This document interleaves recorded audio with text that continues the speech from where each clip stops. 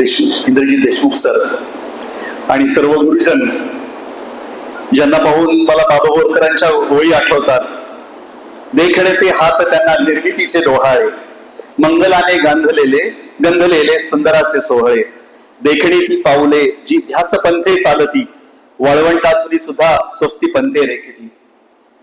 ध्यास पर्व आजच्या या सर्व स्वतःची नोकरी चांगलं बरं चाललेलं असताना नोकरी सोडून काहीतरी ध्यास देऊन विद्यार्थी घडवण्यासाठी हा जो गाडगे सर, काळे सर आणि त्यांच्या सर्व creative team, all the teachers, give them a big hand. जोरदार टाळ्यांनी त्यांना त्यांच्या सर्व प्रयत्नांनी आणि या आजच्या या लावलेल्या एका कुठेतरी लावलेलं रोप आज त्याचा वटवृक्ष होत पाहतो आहे आणि त्याच्या मार्गदर्शनाखाली कित्येक यशस्वी विद्यार्थी घडत आहेत. आणि सुरुवात शांत, कुठल्याही गोष्टीला यश येण्यासाठी त्याची सुरुवात होणं it has to begin somewhere. आणि 10-12 वर्षापूर्वी सरांनी सांगितल्याप्रमाणे 7 विद्यार्थी करून झालेला त्यांचा हा ज्ञानदानाचा प्रवास बघता बघता एवढा वटवृक्ष होऊन समाजामध्ये विद्यार्थ्यांमध्ये नीट आणि जेई या विद्यार्थ्यांच्या यशामध्ये ज्यांनी यशाला गवसणी घातलेली आहे अशा अनेक विद्यार्थी आणि होऊ घातलेले सर्व इंजिनियर्स, डॉक्टर्स आणि सर्व काही यामध्ये काही सायंटिस्ट असतील, काही कोणी चांगले संशोधक होतील, काही शास्त्रज्ञ होतील, काही डॉक्टर्स होतील, काही इंजिनियर्स होतील आणि त्यांना सर्व आपल्या कष्टाने मागे कष्ट करून आपले मुलं विद्यार्थी सगळे पुढे जावे म्हणून सर्व कष्ट करणारे आणि त्यांना प्रेरणा देणारे सर्व पालक वर्ग त्यांचे मी धन्यवाद देतो. त्यांनाही धन्यवाद देतो कारण त्यांच्या प्रेरणेशिवाय, त्यांच्या मार्गदर्शनाशिवाय, त्यांनी मोटिवेशन शिवाय यश गाठणं अशक्य असतं. आज आपण या जे विद्यार्थी आहेत, यशस्वी विद्यार्थी, त्यांचं सर्वांचं मनापासून धन्यवाद आणि त्यांचं अभिनंदन. कारण त्यांनी कष्ट करून गेले 2-3-4 वर्षे संस्थेमध्ये, इन्स्टिट्यूट मध्ये अभ्यास करत हे यश गाठलेलं असतं आणि त्यामागे त्यांचे गुरुजन, त्यांनी घेतलेले कष्ट, योग्य दिशेने मार्गदर्शन केलं तर निश्चितच यश मिळू शकतं. तर आता यश मिळवायचं म्हणजे नक्की काय, आता म्हणजे काय नुसते मार्क पडले म्हणजे यश का? पण आता या कॉम्पिटिटिव्ह याच्यामध्ये त्याचं मूल्यांकन ज्याचं होत आहे ते गुणामुळे होत असते. त्यामुळं सर्व घेत असताना सगळं पहिल्यांदा तुम्हाला मार्क मिळवण्यासाठी मार्क मिळवणं तर आवश्यक आहे. त्यामुळे मुलांना मी 2-4 गोष्टी सांगत असतो. त्यातलाच म्हणजे जे काय मी ज्यावेळेस कॉलेजमध्ये असताना किंवा मला पण काही चांगले मार्गदर्शक गुरु मिळाले आणि त्यांनी काही फॉर्म्युले सांगितले, ते थोडक्यात मी सांगेन तुम्हाला. सगळ्यात महत्वाचा म्हणजे एक फॉर्म्युला मला ज्यावेळेस मिळाला त्या 3D फॉर्म्युला. म्हणजे 3D काय आहे? 3D काय? If you want to be successful just follow 3D formula. मग काय तो 3D formula? You have to follow only 3 things. Number 1, decide, define and do it. सोपं आहे ना? काय करायचं? फर्स्ट काय? डिसाइड म्हणजे काय? आपलं ध्येय निश्चित करायचं, डिसाइड करायचं. तुम्हाला काय व्हायचं, तुम्हाला काय आयुष्यात काय मिळवायचंय.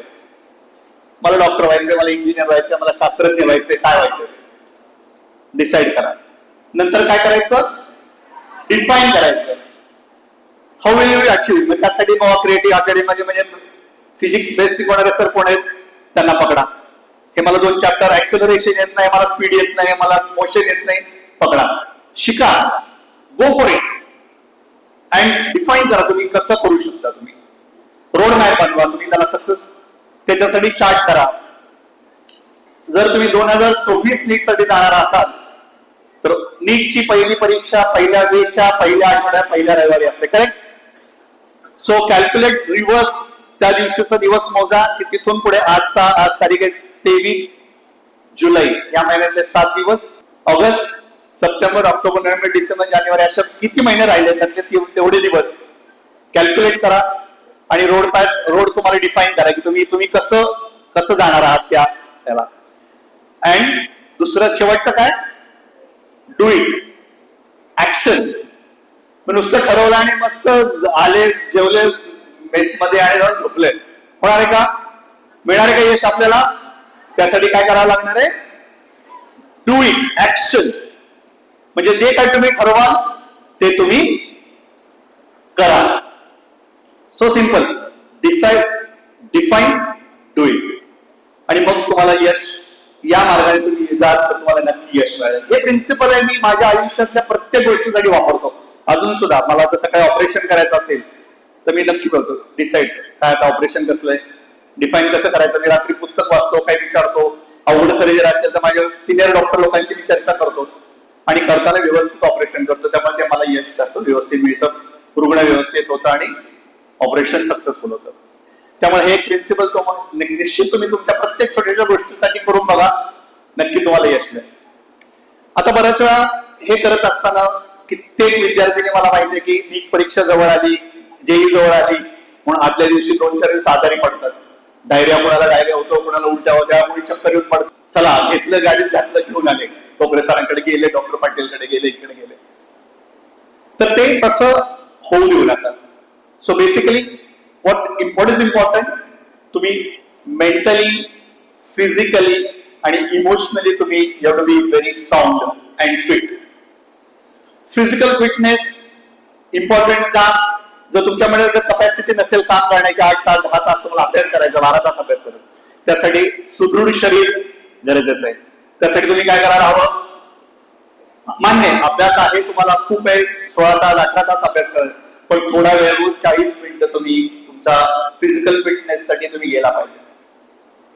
या स्टेजला सुद्धा आज सकाळी मी 5:15 वाजता उठलोय, 5:20 ते 6:15 पर्यंत मी सायकलिंग केलं, 9 किलोमीटर, नंतर अर्धा तास टेनिस खेळलो, 2 ऑपरेशन केले आणि माझ्या टायमिंगला 10 वाजता मी बरोबर committed to come at 10 o'clock. I was here at 10 o'clock. Deshmukh सरांनी सांगितलं, मला आता सांगितलं की मी लास्ट 36 वर्षामध्ये sir I have never been late, not even by 5 minutes. गेल्या याच्यात हजारो कार्यक्रम सरांनी केले असतात, but what is said was, it was really touching. ते म्हणले मी गेल्या 36 वर्षात एकदाही 5 मिनिटं सुद्धा उशीर केला नाही. मी ज्या वेळेला दिलेले आहे त्यावेळेला संयोजन असो नसो, I am there. So that is what is important, commitment. जर तुम्हाला काहीतरी मिळवायचं असेल, काहीतरी करायचं असेल, तुमची कमिटमेंट फार महत्वाची. सो फिजिकल फिटनेस, त्यासाठी तुम्ही सूर्यनमस्कार घ्या, वॉकिंग करा, जॉगिंग करा. If you can't walk, if you run, if you can't run, walk. If you can't walk, crawl. If you can't crawl, keep moving. पुढे चालत राहा, करत राहा, कष्ट, थोडं चालत राहा. फिजिकल फिटनेस तुम्हाला हवा, त्यासाठी सूर्यनमस्कार करा, वॉकिंग करा, रनिंग करा, काहीतरी करा. अर्धा तास तुम्हाला शरीराला घाम येईपर्यंत तुमचा थोडा व्यायाम झालाच पाहिजे. Number 1 physical. Then physical fitness झाल्यानंतर तुम्हाला ह्या मेंटल फिटनेस. मेंटल फिटनेस जसं तुम्हाला गाडी रिपेअर करतो आपण, गाडी सायकल करतो, तसं माइंडला पण आपल्या माइंडमध्ये जे नेहमी मेंदूचं पण बघा ना कसं असतं, देर काही असतात ना त्याच्यामध्ये सिनॅप्सेस असतात आणि त्याच्यामध्ये इतके ट्रॅक्स असतात की नवीन गोष्ट तुम्हाला शिकायचं असेल तर ते रजिस्टर करण्यासाठी न्यूरो ट्रान्समीटर तिथून ते एक संवेदना जाते, मेंदूला रजिस्टर करते. जर तुम्ही ते एक गोष्ट तर तुम्ही 21 दिवस कंटिन्युअस करत राहिला, if you want to achieve, एखादं नवीन तुम्हाला स्किल अचीव्ह करायचं असेल तर तुम्ही ते 21 दिवस जर तुम्ही ठरवलं नाही, मी रोज सकाळी 6 वाजता उठून मी अर्धा तास, मला फिजिक्स आवड जाते, मी अर्धा तास मी फिजिक्स करेन. तुम्ही 21 दिवस कंटिन्युअस करा, and to your surprise you will realize on 22nd day or 23rd day you will start doing yourself. म्हणजे कुठलीही गोष्ट नवीन तुम्हाला स्किल करायचं असेल, कुठली गोष्ट अचीव्ह करायचं असेल तर you should keep it on practising for without any break for 21 days. हे जर करत बघा आणि निश्चित तुम्हाला त्यामध्ये तुम्हाला यश येईल. सो मेंटल फिटनेस तुम्हाला करायचं असेल त्यासाठी तुम्ही सगळ्यात पहिल्यांदा म्हणजे की सकारात्मक विचार करा. सकारात्मक विचार करायचं नक्की काय करायचं, सगळ्यात महत्वाचं म्हणजे सिंपल, म्हणजे सोप्या भाषेत सांगायचं म्हणजे की आपल्याला ज्या गोष्टीमध्ये तुमच्या मनामध्ये निर्णय करण्याचा आहे कसलं युद्धचं काय होणार आहे, काय खरंय काय सर म्हणतात 230 त्याचे पडणारच कपडाला, कधीच म्हणू नका. नेहमी म्हणा की यस 360 पैकी 360 बायोलॉजिक मेमरी 180 360 पैकी राहिलेले 300 तुम्ही 300च्या पुढे जाण्याचा मी प्रयत्न करेन आणि संस्थेमध्ये पहिला येण्याचा प्रयत्न करेन. हा जो तुम्ही विचार केला, give positive impact, positive feed, म्हणजे जे तुम्हाला जे सकारात्मक विचार तुम्ही मेंदूला द्या. ऍट द सेम टाइम तुमचे निगेटिव्ह विचार सुद्धा एका साधूला विचारलं होतं आणि त्याला सारखं विचारते म्हणजे काहीतरी ज्ञान द्या, काहीतरी ज्ञान द्या. आणि ते साधूंचा नेहमी ग्लास भरलेला होता आणि ती बाईकडे जाते आणि साधू म्हणते होत, ते त्या बाई आले ग्लास भरलेला असतो आणि त्यात होता होता आणि ते सगळं भरलेलं, ते ऑलरेडी सगळं ते स्पिल आउट होलं असतं. मग ती विचारते, म्हणतात साधू, ती म्हणते बाई म्हणजे महाराजांना विचारते, ऑलरेडी हा भरलेला आहे, तुम्ही अजून काय त्यात होतायला होता मला. ते म्हणजे तेच सांगायचं तुला, आतले तुमच्या मनामधले सगळे निगेटिव्ह विचार आहेत ते बाहेर काढा, मेक द ग्लास एम्प्टी. आणि त्यानंतर तुम्ही सकारात्मक विचार, तुमचे पॉझिटिव्ह एनर्जी तुम्ही त्यात घातली तर निश्चित तुमची मानसिक हे होईल. आजच्या मुलामध्ये जर फेल मार्क 2-4 मार्क पडले म्हणून डिप्रेशन होऊन लगेच आत्महत्या करायची, किंवा आता सर सांगतील त्यांनी जो प्रोजेक्ट केला होता म्हणजे प्रिव्हेन्शनसाठी त्यांना सरांची महाराष्ट्रामध्ये त्यांनी बरेच यवतमाळवर काम केलं, मग सरांनी सांगितलं सर तुम्हाला सांगतील त्याबद्दल. पण कुठल्याही यशामुळे काही यश थोडं मिळालं नाही म्हणून खचून जाऊ नका, किंवा नीटमध्ये टॉपर मिळाला नाही म्हणून तुम्ही यश तुम्ही आयुष्यामध्ये तुम्ही नाकामी आहात असं कधी होत नाही. तुम्ही काहीतरी तुम्हाला स्पेशल म्हणून तुम्हाला देवाने इथं पाठवलंय, त्यामुळे प्रयत्न करा की जे तुम्हाला हवंय, ज्याच्यामध्ये तुम्हाला आनंद मिळतो का ते अचीव्ह करा. That is important. So mental fitness साठी तुम्ही मेडिटेशन, योगा, मेडिटेशन, ध्यान धारणा, SSY किंवा जे काही तुम्हाला त्याच्यामध्ये आहे ते सकाळी तुम्ही रोज थोडा विचार केला आणि त्यामुळे सकारात्मक तुम्ही पॉझिटिव्ह अफर्मेशन जर केली, जर तुम्ही शांत बसून ध्यान केलं आणि तुम्ही नाही मला आणि जे काय तुम्हाला मिळवायचे ते तुम्ही व्हिज्युअलाइज करा, विचार करा. समजा तुम्ही म्हणला मला मेडिकल, समजा मला IIT पवईला मला ऍडमिशन मिळायचे, तर घरी जाऊन तुम्ही आजच सगळ्यांनी तुम्हाला IIT पवईचं चित्र डाउनलोड करा, तुमच्या रूम मध्ये, तुमच्या बाथरूम मध्ये, तुमच्या कुठं नाही तिकडे IIT पवई किंवा एखाद्याला वाटलं BJMC तर तिकडे जिकडे आहे त्याची चित्र लावा आणि रोज इमॅजिन करा की तुम्ही तिथं तुम्हाला ऍडमिशन मिळालेलं आहे आणि हा सत्कार सोहळा, आजचा हा सत्कार सोहळा आहे. 2026च्या सत्कार सोहळ्यामध्ये इथे काळे सर बसले आहेत आणि आय ऑल्सो प्रॉमिस की पुढच्या वेळी शामी आणि देशमुख सर पण परत येतात, तुम्ही निश्चित तुम्ही चांगले यश मिळालं तर. आणि असं तुमचा सत्कार सोहळा चाललेला आहे आणि तुम्हाला ऍडमिशन मिळालेलं आहे, तुम्ही कॅम्पसमध्ये मस्त फिरताय, IIT पवईच्या कॅम्पस मध्ये फिरताय, कुठे काय मिळायचे, रूम कुठली घ्यायची, हे सगळं तुम्ही असं मिळालंय, ऍक्च्युअली मिळालं असं करून इमॅजिन करा आणि तुम्ही तो पिक्चर पाहायला सुरुवात करा. स्टॅट इमॅजिनिंग आणि ऍट ऍक्च्युअल तुम्ही तिथं आहात. आणि हे जर तुम्ही केलं तर there is a power of positive affirmations and the power of attracting positive thoughts आणि निश्चितच तुम्ही अचीव्ह कराल, यात मला अजिबात शंका नाही. हे करत असताना so that is important. And third emotional ते पण महत्वाचं आहे. तर एक सायंटिस्ट आहेत, त्यांनी मिसिसिपी मध्ये रिसर्च केलाय, ते गेमिंग सायंटिस्ट होत्या आणि शी वॉज डाईंग, त्यांना हेड इंजुरी झाली आणि त्या आता ऑलमोस्ट मरण्याच्या दारात होत्या. आणि त्या होत असताना शी वॉज अ गेमिंगच्या याच्यामध्ये ते काम करत होत्या. मग त्यांनी डॉक्टरांनी सांगितलं तुम्ही हे करायचं नाही, हे करायचं नाही, वाचायचं नाही, काय करायचं. मग म्हटलं as if life was almost I was dying, मरायला टेकले होते.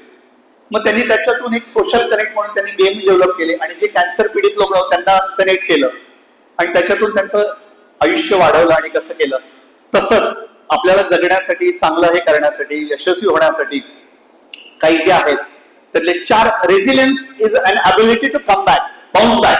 आपण एखाद्या टेस्ट मार्क कमी पडले म्हणून आपण लगेच खचून जायचं नाही, अजून अभ्यास करायचा, अजून जोरात. आता 340 पडल्याना 360 मिळवित बघायचं आणि बाउन्स बॅक पाहिजे. Bounce back from the previous situation, त्याला म्हणतात resilience. So resilience and ability to come back. आणि तसंच करत असताना आपल्याला जर तुम्हाला करायचं असेल तर मला जाता मी 4 रेझिलियन्स प्रिन्सिपल सांगतो which can help you in life. Number 1 physical resilience. त्यामुळे आता तुम्ही आजपासून तुम्हाला आयुष्यभर 4 गोष्टी फॉलो करा, तुम्हाला आयुष्यात कधी काही लागणार नाही. Physical resilience is be active physically. मी मला सांगितल्याप्रमाणे पहिलं फिजिकल रेझिस्टन्स की तुम्ही सक्रिय राहा. म्हातारी माणसं असते बसले जॉईंट हलवा, आणि तो रिसर्च आहे, मिसिसिपी युनिव्हर्सिटीमध्ये रिसर्च केलाय की त्यामुळे ते 10 वर्ष आयुष्य लोकांचं वाढलंय. तुम्ही आता तुमच्या लेवलला तुम्ही फिजिकल एक्सरसाइज करा, रनिंग करा, जॉगिंग करा. Number 1. Second is mental resilience. Give challenges to your brain. तुम्ही आज जर 340 पडताय तर 360 मिळवण्यासाठी काय काय लागतंय तुम्ही मेंदूला प्रेरणा देत राहा सारखं. Keep stimulating your brain. आणि ते तुम्हाला मेंदू तुमचं ती सिनॅप्सेस रेकॉर्ड करतं आणि तुम्हाला परत रिकॉल करतं ते मेंदू. नाही आता 360 मिळवायचे, 360 मिळवायचे. So physical resilience. Second is mental resilience. You have to give challenges to your brain. सारखं मेंदूला सक्रिय ठेवा, थोडी चॅलेंजेस देऊन. Third is emotional resilience.